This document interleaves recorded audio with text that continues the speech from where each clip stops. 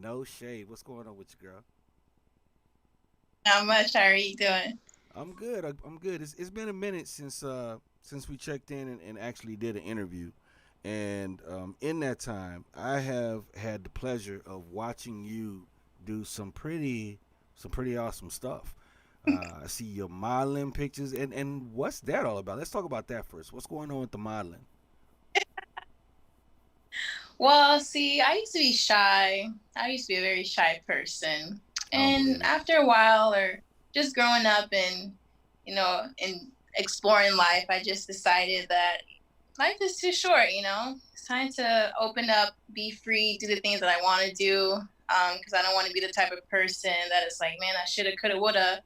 I was like, I look good. I could take some modeling pictures. I could do it too. They could do it. So, I look alright. bam. I look alright. I'm kind of curt. I'm kind of curt. All right. So, I mean, had you ever modeled Right. before? I mean, I know you've always kind of had that model type flag in the pictures that you normally take and whatnot, and in your fashion style and all of that. So, had you modeled before previously?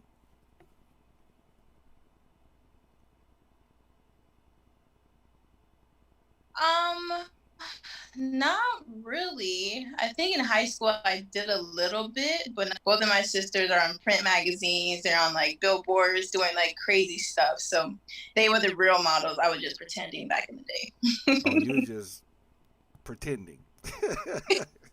day.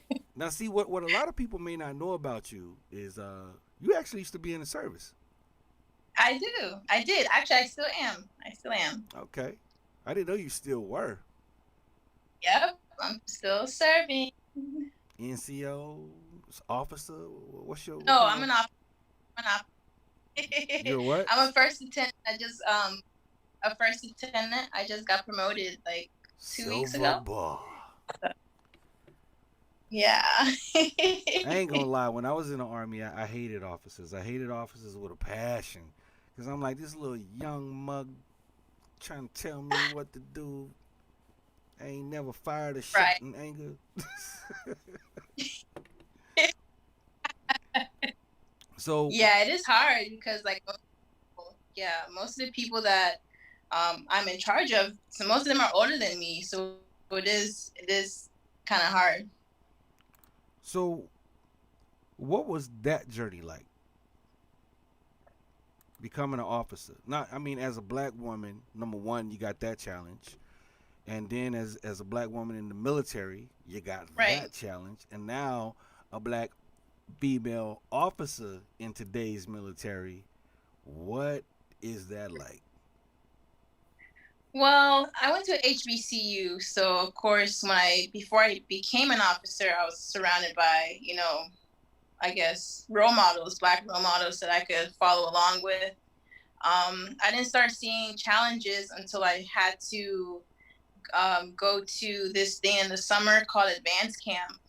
And that's when it kind of got real because most of the majority of the people there were Caucasian descent, and most of the higher ratings went to them. So that's when I started seeing the challenges of being a black individual in the service. But right now, I think it's fairly. I haven't really seen any challenges. It's been good so far. Like I don't really let those things bother me as much as I used to because most of the better jobs definitely go to the Caucasian people. Not gonna lie, like anything they want is kind of like they get first choice. So it's like as much as I try like to strive and do what I can do to be as good as them, just never enough. I So see. I keep on striving, and at some point, what I do is gonna speak for itself. So Definitely. Definitely. Now, when you were, starting to branch out more in music, did you feel like a tug of war was kind of going on between your life as a officer, your life as a aspiring artist, blow up model? Do you feel this like any kind of like a tug of war between those two worlds? yeah, so as an officer, you're kind of just like people think like your mindset should just be military, military, military. You don't have no life outside the military. So I kind of was struggling because I was like, I'm gonna have to hide this, from my superior. I can't let them know because they're gonna bring me into the office and be like, your soldier's gonna be saying this and this about you. You can't do music. So it was like, it was kind of scary at first. Yeah. So it was scary at first. Some of my soldiers know that I do music now. Um, and I don't think my boss knows yet, but probably eventually. So you My gotta, platoon so sergeant, you really gotta kind of manage the blow up. Like, I can't blow up too fast and get too big, out here. exactly, So I gotta exactly. pick So my my platoon sergeant battles. he was in love with my music, like so I was lucky in that aspect. I mean, I think But if yeah, they actually heard what I hear, um, I think they should be proud that they have such an incredibly talented officer, in their ranks. facts. When I listen to, and I'm not gonna, I'm hoping I don't spoil it for anybody and everybody watching. But when I listen to New to This, I mean, and it may have been because I'd already kind of been on my Yeah, Sade kick. I love Sade to death. I've been a fan of her since, I was, Jesus, 11, 12 years old. Um, and when I listened to it, the style of it just reminded me so much of her music. The way that she incorporates jazz, she incorporates her own culture into it. And I get it, right, she grew up in right, she grew up in the UK or Britain for pretty right. much the majority of her life, but she still holds on to aspects of her culture that come speaking through. Like when I watch some of your videos, some of your lives on IG, all of the Nigerian come out. it all comes out like okay, but it's good though. I think it's excellent. When I meet people from Africa, I feel like this is as close to the motherland as a lot of us are going to get because that's our history as a people. We were cut off from our culture, and one of the Right. most negative experiences in my life that I can remember vividly is when I was in the army and we did some training in Egypt, and I was young, like hella young, still a teenager. Good God, I'm showing my age, but the Egyptian women to me they were the finest thing I'd ever seen in my life. Like damn. And I tried to talk to an Egyptian woman, and she told me you are not even a real black man, and that shit floored me. Like I'm not a real black man. Oh, I had to look. What the police damn sure seem to think I am. So, right. where What are do you you getting say? that from? But I did ask some people because in my unit there was a guy. I forget his name. I want to say Archibald. I think that was his name, Archibald. Real proper English speaking dude, but he was from Senegal. And when I told him what happened, he was like, "Yeah, you might get that from some Africans. They feel like there are some Africans who feel like African Americans are like the word he the word he used was mongrels. It's like because you're not. Mom. I think what he was trying to say was like we're African by our heritage, but because we never grew Mhm. up in Africa, we never lived in Africa, we have this Right. dual identity as Americans, Uh, and right. we don't know a lot about our culture, only what we read in books and see in museum exhibits and so on and so forth. But yeah, I found that really really interesting. But then when you look at certain things, it's like okay, take twerking. Everybody like to twerk.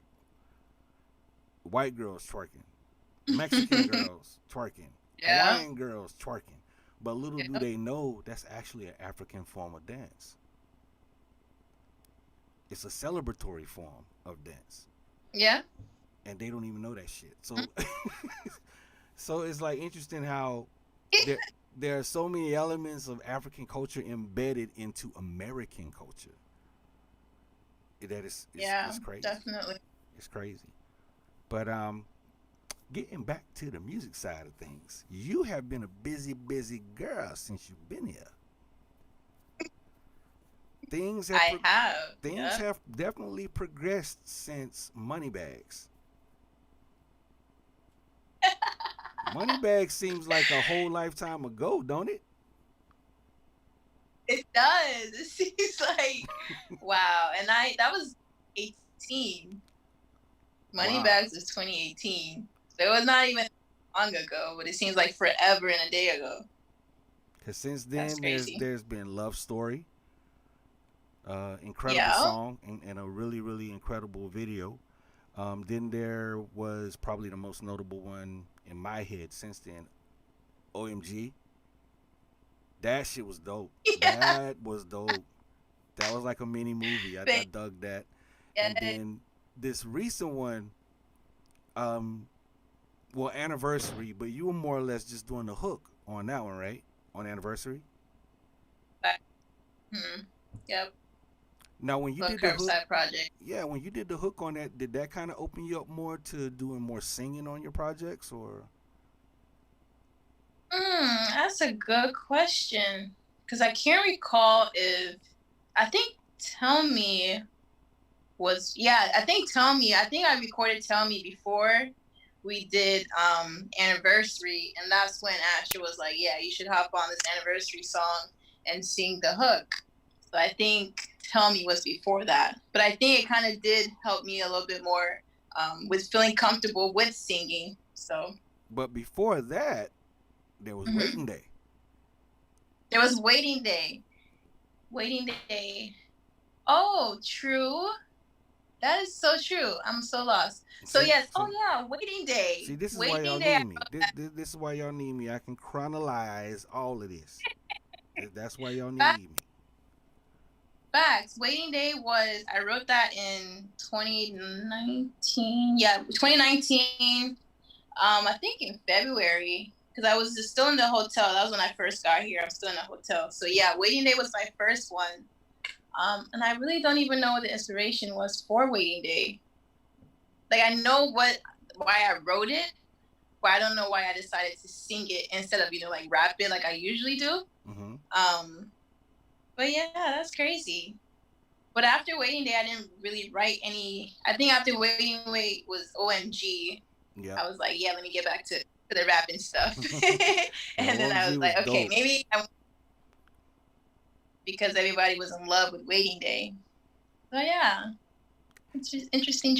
And now, right before before we come to get to new to this, you just did a video with my man Astro Guillotine. Shout out to Curbside Worldwide, and Whoop, whoop. that was some intense stuff. Who came up with that concept? So I came up with the concept because I know most people would think like "Tell Me" would be a song where it's like a sexual type of song, and I wanted it to be something different. So I was like, what other way can I portray like that intense, feeling of like I don't know, like I don't know what I'm trying to say. I can picture it in my head, but those intense because there emotions.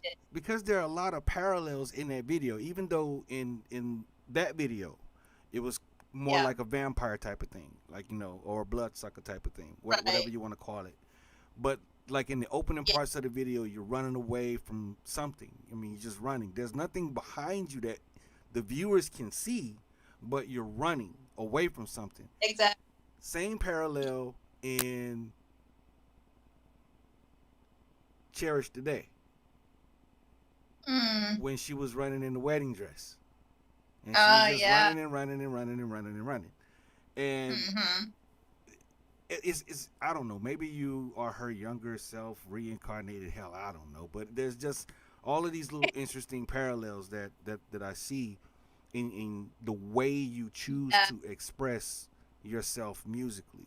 And it's off the beaten path. It's not the same old type of shit. So if you are watching this, that's the Yeah. main thing I love about No shade. Is none of her music is the same old type of shit. It just does not. You know, no matter how you slice it, even OMG, that shit was like bold in your face, and it was kind of like you was making some kind of rebellious statement, like, look, when I'm ready to party, I'm not just gonna halfway do it. I'm gonna do it. That is exactly on point. Yep, on point. So That was my that OMG song was my song where I was like, you know what? This is my music. I can say what I want to say, and I'm gonna say it. And OMG, okay? and it And was y'all dope. got It was dope as shit. It really was. So I mean, what I liked about it was that you not only did the video in a kind of unique way using the party bus and all of that, you incorporated a lot of local businesses and vendors into the video. And you know, no yes. disrespect I'm to all about no disrespect to any other artists, but you know, a lot of people do videos, but they never really think to incorporate elements of the community. You know, to make it right, like when you're watching, like, oh yeah, I know that person. Oh yeah, I go to that store or whatever. You know, so I thought that was right. dope. That was dope. The whole concept was lit. The song itself is lit. I still bump it. It's still running on Rude Boy Radio. So yeah, OMG is dope. Which now comes to New to This, and you got to break it down for us about New to This. So you got the flow. Uh, Wait, what did you say? You got to break it down for us. You know, what's the story with New to This? Because you don't just never write something. There's something to it. True. So, new to this was a song that I was just going on a walk, and going on walks, you're trying to just try to clear your mind when you're walking, just think about like everything that's going on in your life, and how far you've come, things that you've done, and it was honestly like my perspective and one of my ex's perspective, so it's kind of like a double perspective type of thing. And back in the day, like I used to be so naive to things. Like I would just let relationships, just people that I was in a relationship with, I would just let them do whatever they want. Like, and I would feel bad. Like, I don't know what's wrong. Like, if somebody was to cheat on me back in the day, like I would be like, what did I do? I would feel like I did something, or, like it was my fault. And that's where the new to this comes to. Like, that's where that plays in. Like, I was new to this back in the day. Like, now I know, like, I ain't new to this no more. Like, you ain't about to play me. Like, keep that to yourself once at a time. I gave you what was mine. Like, and I'm taking my shit back. Like, like, All right. and I Well, know a lot of people can relate. I I I want them to hear it. I'm not gonna say nothing. I'ma just let them hear it and be the judge. So if you haven't heard this song already, this is brand new from No Shade. It's called New to This. I hope you guys like it as much as I do. Let's go ahead and let her play.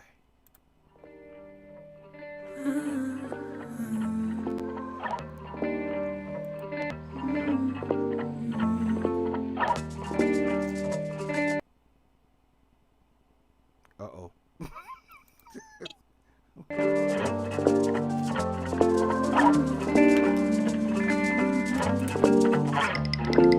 Once upon a time, gave you what was mine. Once upon a time, gave you what was mine. I'm new to this.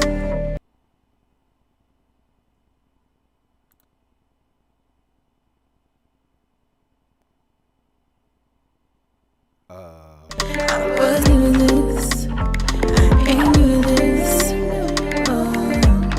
I'm new to this. I was new to this.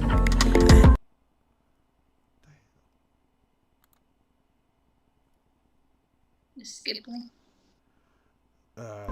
We're just gonna take it back then. Cause they got to hear the whole song. They can't just hear part the song and with it skipping and it carrying on. All I keep seeing is some little message that says my internet connection is unstable. So it's not on me this evening. We got to thank Almighty Spectrum. But let's try this again. New to this.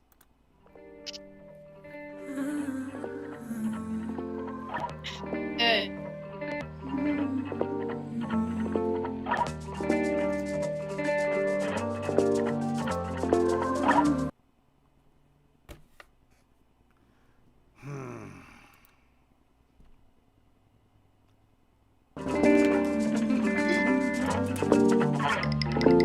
Once upon a time, gave you what was mine.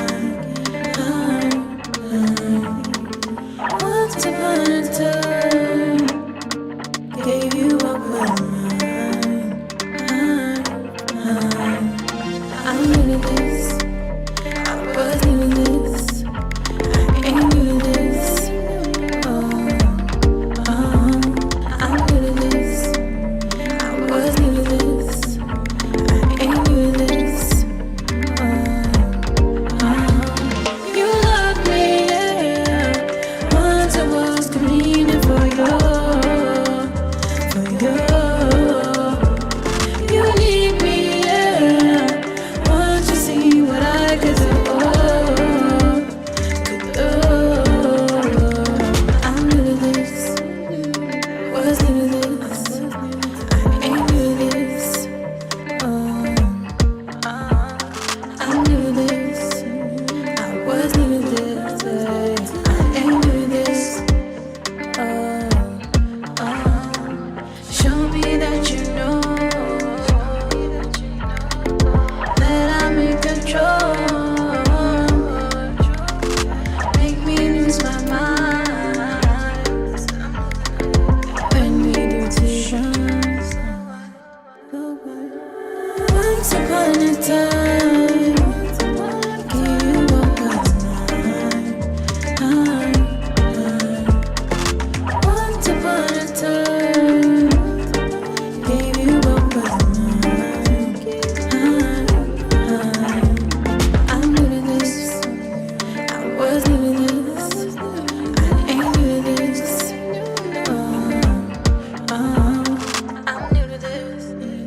I was new to this. I ain't new to this. Tell me something new. Say the story ain't true. Tell me that you tried. 'Cause I know you lie. You loved me, yeah. Once I was screaming for you. You need me, yeah. Once you see what I could do, Once upon a time, gave you what was mine. I'm new to this. I was new to this. I ain't new to this. I'm new to this.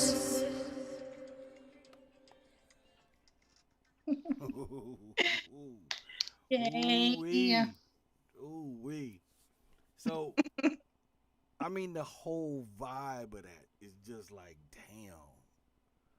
But it's deep and it's thoughtful and it's soulful and it's matter of fact, but it's not preachy. And I love that. Too many songs you hear from female vocalists, and I really don't mean no disrespect. But too many songs you hear from female vocalists, you know, and it's he done me wrong, and I'm Right. so hurt, and you know, men ain't shit, and you know what I'm saying. So it's a fresh take on it, and I dig that. I think it's a really great song, a solid piece of work. Who produced that for you? Bobby, my engineer. Bobby, my engineer, produced that. Wow, damn. Oh no, he was. Yeah. I always go to him. Like all my top songs, Waiting Day, OMG, and this one. He's produced all of them. So I'm gonna need him to get right though, because he owes me a couple of songs. So Well, if you hear this, it's kind of hard though to find a producer that can lock in on your sound, lock in on the sound that makes you you, that makes you unique, and really bring that to the forefront. So hats off to Bobby, my engineer, because yeah, that's a solid ass piece of work, solid piece of work, truly. I mean, damn. Yeah. I might try to make a baby with that one. I don't know. Might have to put that one on repeat. Yeah, you might not be new to this. You might not be new to this, but we gonna do some new things this evening. Gonna be some new things going on this evening. But I really appreciate you taking some time out of your evening. I know you're super busy these days. A whole lot of things going on tonight. No. Now, how have you been coping with all of this? The lockdown, the quarantines, and all that madness. Look, I've been, honestly, this is like whenever I get some time to just think and like think of where I want to be, I just use this time to be creative. Like from March, I think I've just been doing all types of creative stuff. Like I've been making YouTube videos. I've been on TikTok. Yo, my TikToks are hilarious. Yeah. Definitely been, writing and trying to record some more, learning about promotion, actually doing promotion, and just studying like on my craft. Not a lot of people take the time to study their craft. They just go and do it. Like people just be dropping songs and not thinking. Like after you make a song and you actually want it to be successful, you have to put in work after that, and even before that. Like you gotta, talk to DJs, talk to radio shows.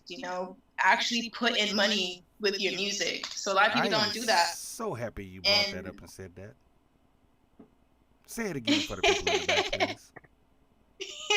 You have to put the work behind your music. You gotta network, resource. Like it's not just gonna, show up. Like drop a song is not just gonna pop on everybody's phone, like right in front of their face. Like, hey, so and so just dropped this song. Like, no, you actually have to go and find your audience, and a lot of people don't do that.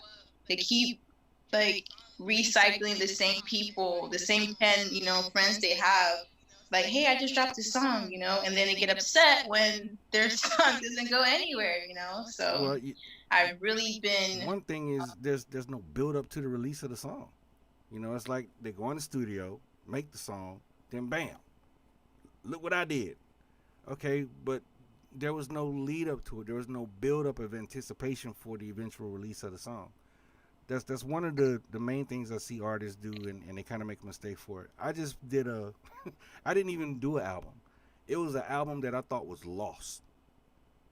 I mean, the computer was shot, and I thought this thing was lost forever. And then I come across it, cleaning out my closet, find the master CD, not my closet, but my storage unit, and find the master CD. And I did all of this, talking about it, not really with the intention of building up the anticipation for release, but that's what actually happened. Mm-hmm. So that when I did finally put it up there, that even as old as it is, as dated as the songs are, the damn thing has done more downloads and streams than the last project I did, and I put all kinds of money into it and into promoting it. Right. So there's something to be said for doing some down to earth grassroots promotion for your project. Right. And another thing that I'm really waiting to see artists do is make a song about your town. You got to make a song about where you at, if you make a song about living here in Hawaii, it's something that every person in Hawaii can immediately connect with. They can immediately connect with it, especially if you're mentioning their town in the song or places that they know, places that they go and frequent and hang out at. Facts. It creates this custom-made anthem. and people will naturally gravitate to it. It's an easy way to get a lot of people checking you out really quickly. Right. The other thing that I see you do that a lot of artists Mm-hmm. don't do at this level is if you're going to go Yeah. perform at a showcase, you're going to perform at somebody's show, Yeah. put some time and effort into preparing your performance. True. I mean, I know you performed at a show we did at Rendezvous, and you had dancers, and everything was all choreographed, and I thought that was the dopest shit ever. Thank you. But Thank when you do shows like that, you do performances like that, people don't forget them as quickly as if you'd have just been up there by yourself, holding your crotch and walking from side to side. You know, you know what I mean? We see enough of that, True. especially if the Right. subject matter of the songs is 20 million other dudes' song. Don't make a song that anybody could get up there and rap and it wouldn't make a difference. Right. Anybody could, Yeah. rap about the exact same thing and it would not make a fucking difference. But when you really take a unique stab at it and come at it from an angle, and you're talking about something that maybe people don't even think about, something that's really, really personal, something really, really touchy for you. I have one song in my arsenal that I probably recorded, I don't know, 10, 11, 12, 13 years ago. And I'm scared to death of it. I am scared absolutely. I have never released it. I've never performed it because I am scared to death of it. Because it's so raw, so real, and so revealing. I threw that shit in the archives and let it sit. Every great now and again, I'll go back, I'll listen to it, and I'll play with it, in my home studio and tweak it here, tweak it there. But it's like, nah, this one's just for me. This was just a release for me. So there's always that one song that you're gonna make. You're gonna be terrified of it. You're gonna be terrified of anybody hearing it, and it's probably the greatest work you ever did. But I don't know, just for me, it might not ever see the light of day, ever. Right. But being willing to be vulnerable, in front of your fans, with your fans, and let them into spaces that you might not normally let people into. One thing I thought you did that was incredibly brave was the YouTube video where you were talking about, having been in a religious group.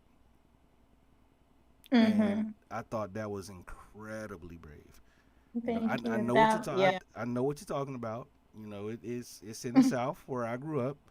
It's called different things though. Some people call it sanctified church. Some people call it Unitarian. Some people call it this. Some people call it that. I used to get my ass whooped when we because as a little itty bitty kid, when you see people talking in tongues, you don't understand it. You think it's something funny. And I remember, getting my ass towed up when because my mom would take us because we had a choir and we would go around to different churches and sing, especially during revivals and church anniversaries and all this kind of stuff. And at that age, I thought it was the most hilarious thing in the world.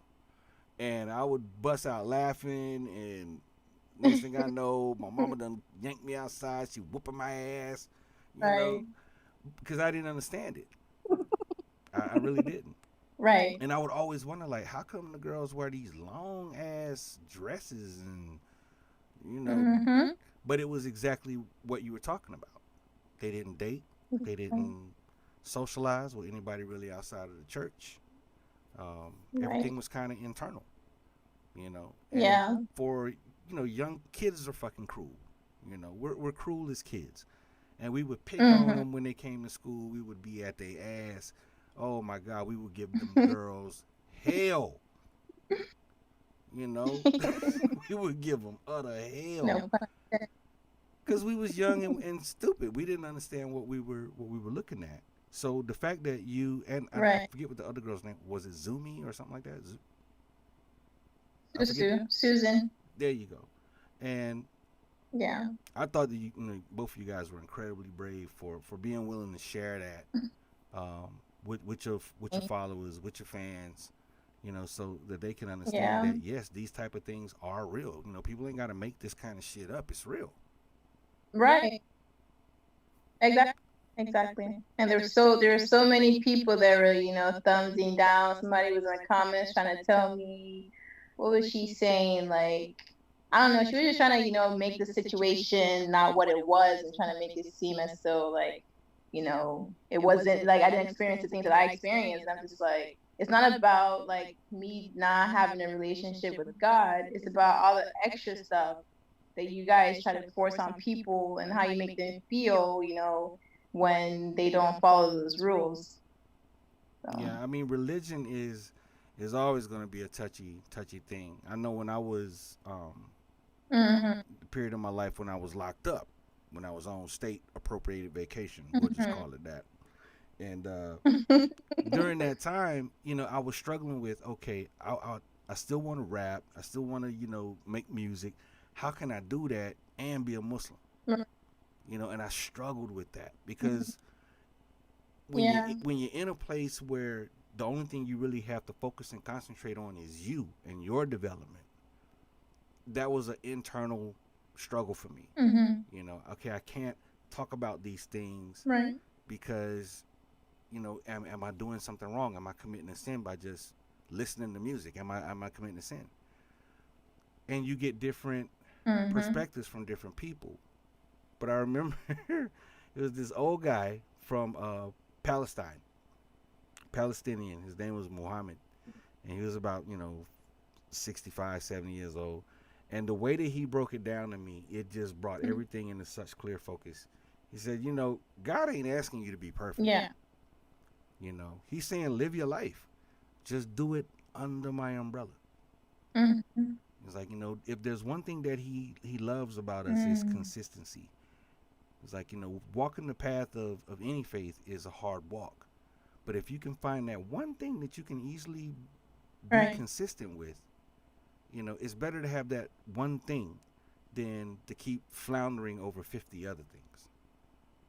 And once he Exactly. told me that, it just all came into focus. And I was like, okay, as long as I'm telling the truth in my music, I'm being truthful in my music, I'm not fabricating Right. anything, I'm not glorifying things that, I know are just, evil, then I should be Right. okay. So when you listen to my music, everything that I talk about is the truth. From running Mhm. around chasing behind women, cause yeah, I used to do that. Doing wild stuff in the club, cause yeah, I used to do that. You Right. know, but now I speak about it. I speak about life in general from a perspective that I've been there, I've done that. These are the lessons that I've learned, and no, it's not my job to teach you or preach to you. But I'll just share a little bit of my shit, Mhm. and if you can take something from it, cool. And if not, ain't no problem. Mhm. Fine. Right. And I think that's why I like your music so much. I like your vibe.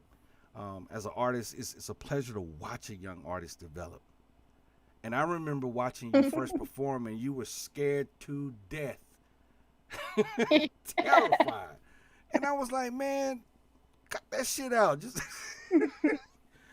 just cut loose. Let Right. go. And once I saw you starting to do that, it was like, okay, yeah, she breaking free now. She breaking out. Yeah. Took some time. Yeah, definitely. Like it's a learning process. Like when I first started performing, I still remember my first performance. Like, I was shaking like a leaf. October 3rd, 2018. I think I was shaking like a leaf. I was so scared.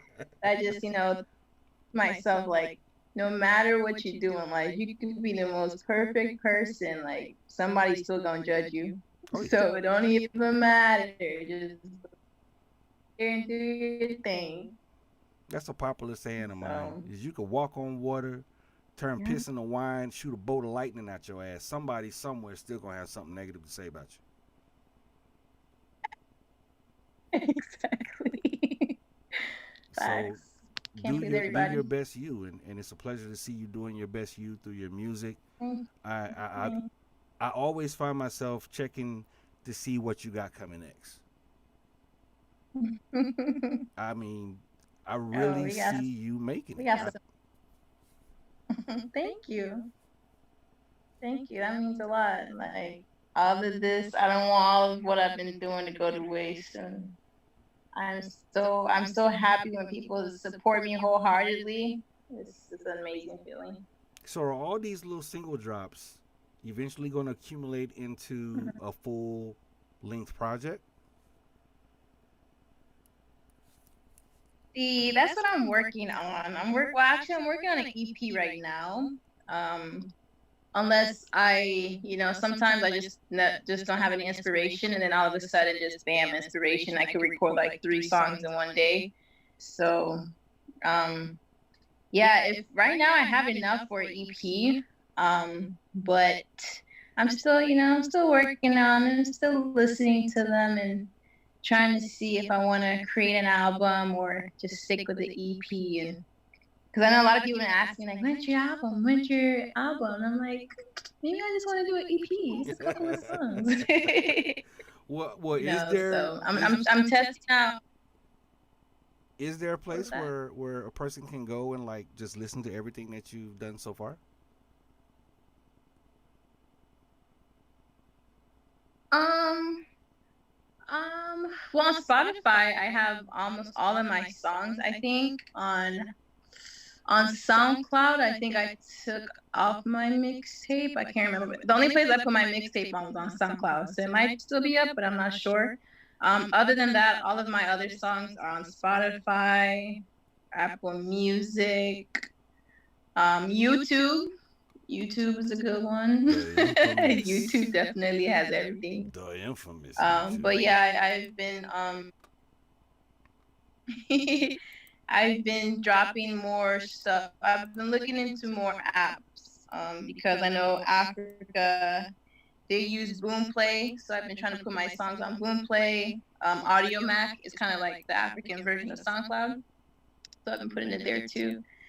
But yeah, all you gotta do is just Google my name, and I'm sure you're gonna find something. And that's no shade, and the S is like a 5. In case y'all didn't know, no shade. The S is like a 5. Trust me, no other artist is gonna pop up under that name. Trust me. Exactly. If it do, then I don't know what I'm doing wrong. I ain't being creative enough. So be sure to head over to Spotify, look for No Shades Music, her brand new track, new to this. Go check it out, download it, stream it to death, share it with your friends, share it with your homegirls over some wine and cheese and fruit or whatever it is that ladies do when they want to talk shit about men.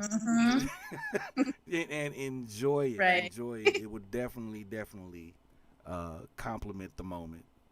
Definitely. Thank you so much for taking time out of your evening and sitting Thank in you. with me. I appreciate it.